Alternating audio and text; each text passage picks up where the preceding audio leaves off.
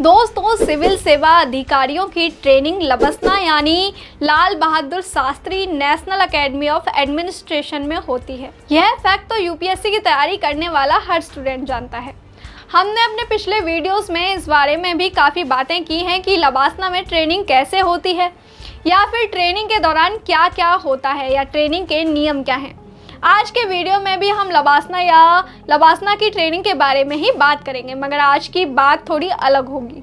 आज हम बात करेंगे उन लोगों की जो लबासना में आईएएस ऑफिसर्स को ट्रेनिंग देते हैं।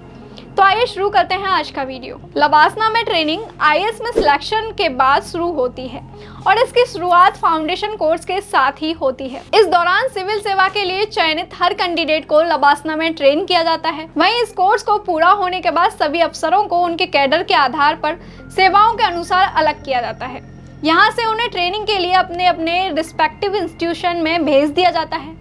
फाउंडेशन कोर्स के बाद इस संस्थान में सिर्फ आईएएस के लिए ही सिलेक्टेड कैंडिडेट्स रह जाते हैं। इस ट्रेनिंग कार्यक्रम के दौरान लबसना में आईएएस अफसर भारतीय संविधान, सार्वजनिक नीति, शासन, प्रशासनिक कानून और प्रबंधन जैसे विषयों पर विभिन्न व्याख्यानों और कार्यशालाओं में भाग लेते हैं। वे सार्वजनिक मामलों के प्रबंधन में व्यवहारिक अनुभव हासिल करने के लिए क्षेत्र यात्राओं, समूह चर्चाओं, केस स्टडीज और सिमुलेशन में भी भाग लेते हैं। इसी के साथ लबसना के ट्रेनिंग प्रोग्राम में सांस्कृतिक कार्यक्रमों, खेल और सामुदायिक सेवा में भाग लेना भी शामिल होता है। वे सार्वजनिक मामलों के प्रबंधन में व्यवहारिक अनुभव हासिल करने के लिए क्षेत्र यात्राओं, समूह चर्चाओं के स्टडीज और सिमुलेशन में भी भाग लेते हैं।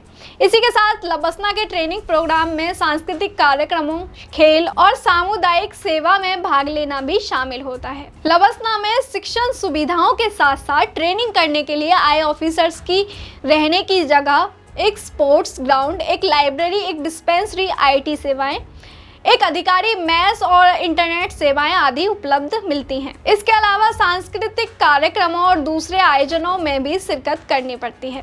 इस अकादमी का यह प्रयास रहता है कि ऐसा अधिकारी तंत्र तैयार करने में मदद की जाए जो अपने कार्यों से सम्मान पा सके।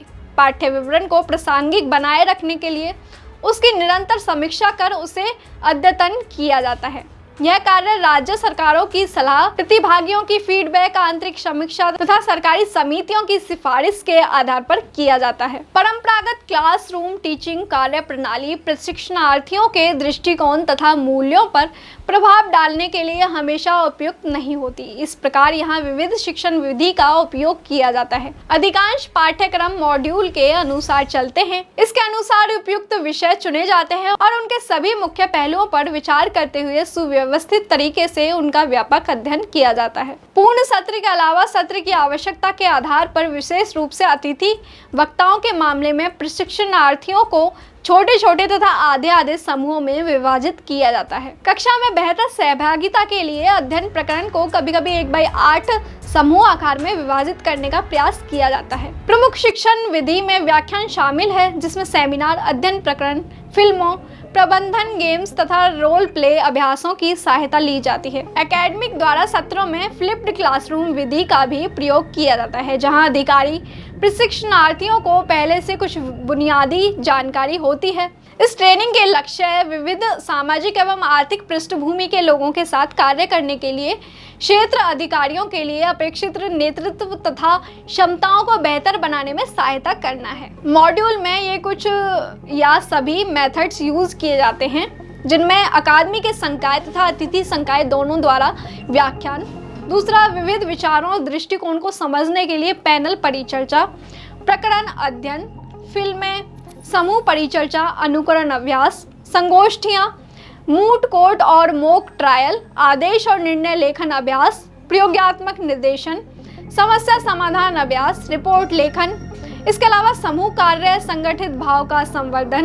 ये सभी अधिकारी प्रशिक्षणार्थी लाल बहादुर शास्त्री राष्ट्रीय प्रशासन अकादमी, मसूरी तथा सहयोगी संस्थानों में आधारित पाठ्यक्रम से ही अपने व्यावसायिक जीवन की शुरुआत करते हैं। यह सरकारी क्षेत्र में कार्य करने का उनका पहला अनुभव होता है। अकादमी अपनी ओर से अपने प्रशिक्षुओं के बीच विभिन्न शैक्षणिक विषयों के इनपुट को समाहित करते हुए मूल्यों और दृष्टिकोणों के सामान्य रूप को विकसित करती है। इनके विभिन्न प्रबंधन, लोक प्रशासन, अर्थशास्त्र आदि शामिल हैं। हर विषयों को पढ़ाने के लिए भारत सरकार अलग अलग क्षेत्रों से विशेषज्ञों की नियुक्ति करती है। ये विशेषज्ञ पूर्व IAS अधिकारी भी हो सकते हैं या फिर किसी मान्यता प्राप्त केंद्रीय विश्वविद्यालय के PhD होल्डर, प्रोफेसर या रिसर्च स्कॉलर भी हो सकते हैं। हालांकि नियुक्ति से पहले उनके अनुभव का पूरा ध्यान रखा जाता है। तो दोस्तों, यह थी हमारी आज की वीडियो। अगर आपको हमारी वीडियो पसंद आई हो तो इसे लाइक करें, साथ ही चैनल को सब्सक्राइब करना ना भूलें। फिर मिलते हैं एक नए वीडियो, एक नए विषय के साथ। वीडियो को अंत तक देखने के लिए आपका धन्यवाद।